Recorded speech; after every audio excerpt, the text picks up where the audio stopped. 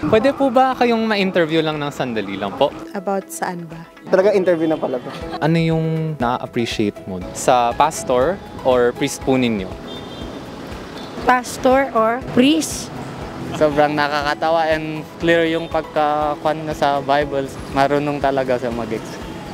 Kung hindi nakaka-attend yung ibang member, talagang binibisita niya, yun yung gusto ko sa kanya.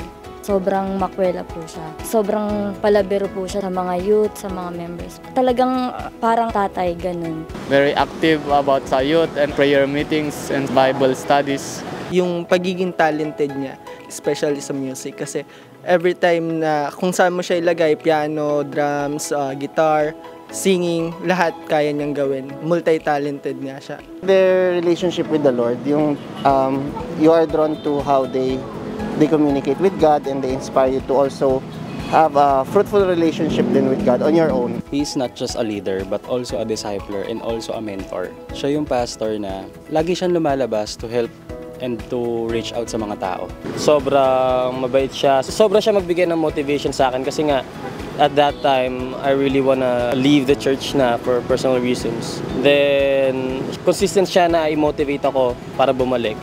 He's not just concerned sa spiritual aspect mo, but also mentally, emotionally, physical. Masyado siyang nagki-care sa bawat isa.